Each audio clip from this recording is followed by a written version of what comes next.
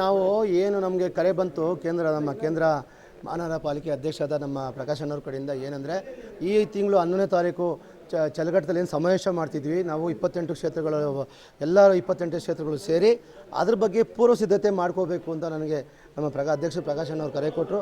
ಹಂಗಾಗಿ ನಾನು ಗಾಂಧಿನಗರ ಕ್ಷೇತ್ರದ ಅಧ್ಯಕ್ಷನಾಗಿ ನನ್ನ 10 ವಾರ್ಡ್ನ ಎಲ್ಲ ಮುಖಂಡರಿಗೆ ಕರೆ ಕೊಟ್ಟು ಅದಲ್ಲದೆ ಹಿರಿಯರಿಗೆಲ್ಲ ಕರೆ ಕೊಟ್ಟು ನಾವು ಕರೆ ಕೊಟ್ಟಾಗ ಅವರು ಅದಕ್ಕೆ ತುಂಬ ಚೆನ್ನಾಗಿ ಸ್ಪಂದಿಸಿ ಸುಮಾರು 15 ಬಸ್ಗಳಿಂದ ನಾವು ನಮ್ಮ ಕ್ಷೇತ್ರದಿಂದ ನಾವು ಸಮಾವೇಶಕ್ಕೆ ಭಾಗಿಯಾಗಲಿಕ್ಕೆ ನನ್ನ ಎಲ್ಲ ವಾರ್ಡ್ ಅಧ್ಯಕ್ಷರುಗಳು ಎಲ್ಲ ಮುಖಂಡರು ಎಲ್ಲ ಕಾರ್ಯಕರ್ತರುಗಳು ಸಪೋರ್ಟ್ ಕೊಟ್ಟಿದ್ದಾರೆ. ಆದ್ದರಿಂದ ಈ ಸಭೆ ತುಂಬ ಯಶಸ್ವಿಯಾಗಿ ಆಗಿದೆ. ಅದಕ್ಕೆ ನಮಗೆ ತುಂಬ ಖುಷಿಯಾಗಿದೆ. ಅದೇ ರೀತಿ ನಾನು ಪ್ರಕಾಶ್ ಅವ್ರಿಗೆ ಥ್ಯಾಂಕ್ಸ್ ಹೇಳ್ತೀನಿ ಈ ಸಭೆ ಯಶಸ್ವಿಗೊಳಿಸಲಿಕ್ಕೆ. ಹೌದು, ಗಾಂಧಿನಗರ ಅಂದರೆ ವಕೀಲರು ಈಗ ನೋಡಿ, ವಕೀಲರಿಗೆ ಸ್ಪೆಸಿಫಿಕ್ಕಾಗಿ ಮಾತಾಡೋದು ಬೇಡ. ಇಲ್ಲಿ ಗಾಂಧಿನಗರಲ್ಲಿ ವಕೀಲರು ಜಾಸ್ತಿ ಇದ್ದಾರೆ.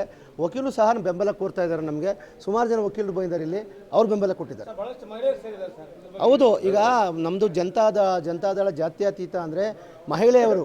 ಈಗ ದೇವೇಗೌಡರು ಈ ದೇಶಕ್ಕೆ 33% ಮಹಿಳೆಯರು ಬರಬೇಕು ಅಂತೇಳಿ ದೇವೇಗೌಡರ ಒಂದು ಆಶಯ.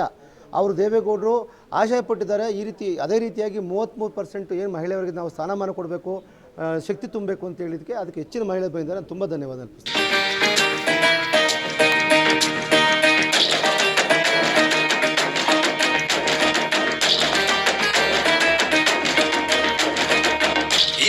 ಜೆಡಿಎಸ್ಗೆ ಮತ ನೀಡಿ ಮುಂದಿನ 5 ವರ್ಷ ಅಧಿಕಾರ ನಮಗೆ ಕೊಡಿ.